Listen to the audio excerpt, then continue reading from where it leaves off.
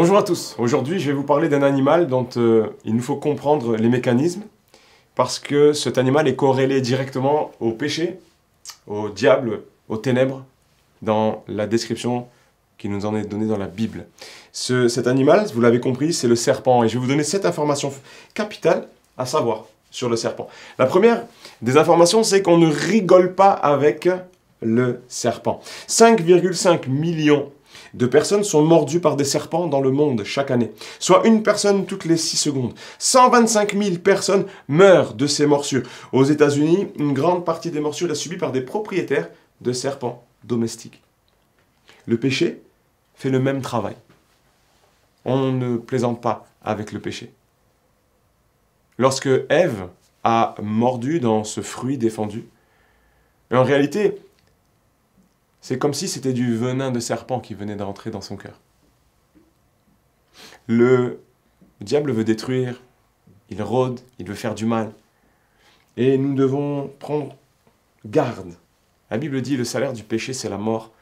Et nous devons prendre garde à ces choses-là. Le péché sous toutes ses formes est mortel. Son venin est mortel. La deuxième information importante sur le serpent à savoir, c'est que le serpent se faufile dans des petits espaces.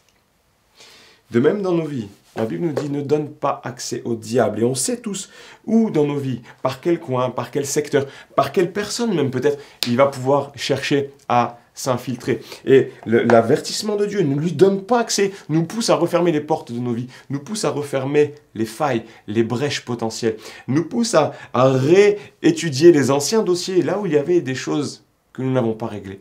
Ne donne pas accès au diable. Le troisième point, le serpent se confond souvent avec son entourage. Il sait se camoufler dans un environnement, vous savez, dans la forêt, dans la jungle, de partout dans le monde, il y a des serpents malheureusement, et des fois des gens ne les voient pas, ils marchent dessus, etc. Vous connaissez cela. De la même manière, dans nos vies, le serpent veut essayer de se camoufler. Le péché veut essayer de s'infiltrer, de se mettre là en position de « T'inquiète pas, je suis inoffensif, je fais rien, même tu me verras peut-être pas. » Sauf qu'un jour ou l'autre, la morsure guette, le danger nous guette. Quatrième point, une espèce de serpent peut rester jusqu'à 27 mois sans manger.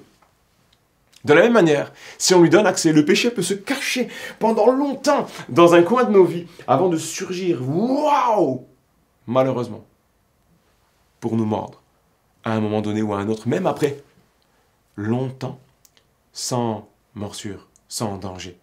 De la même manière, nous devons régler les choses. Ne laisse pas un coin de ta vie occupé par un serpent. Ne laisse pas un coin de ta vie occupé par le péché. Autre point, le serpent sait faire le mort. Une des techniques du serpent est de faire le mort. C'est le cas pour la couleuvre à collier qui se retourne sur le dos et laisse même sortir sa langue. De même, le péché sait faire le mort. Nous faire croire qu'il n'est plus dangereux. Il faut savoir que même la tête coupée d'un serpent peut mordre.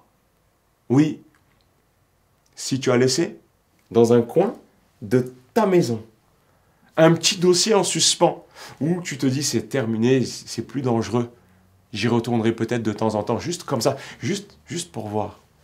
Sache que le serpent sait faire le mort. Méfie-toi, préserve-toi, balance-le loin de toi, jette loin de ta maison tout ce qui peut te faire chuter. Le sixième point, c'est le serpent peut utiliser un leurre. Ça, c'est très étonnant. Le serpent peut utiliser un leurre, un appât à l'extrémité de sa queue pour attirer sa proie. C'est la réalité, c'est un leurre qui a un peu une couleur vive et qui attire les petits animaux. Et le serpent se jette dessus. Un leurre, et ça, c'est toute l'histoire du monde. Ève a mangé ce fruit défendu. C'était un leurre. C'était un mensonge. C'était quelque chose qui allait bouleverser toute sa vie à elle, mais aussi celle d'Adam et celle du reste de l'humanité. C'était un leurre. Ne te fie pas au leurre, même si ça brille. Il est possible que ça soit dangereux. Septième point, et je termine avec ça.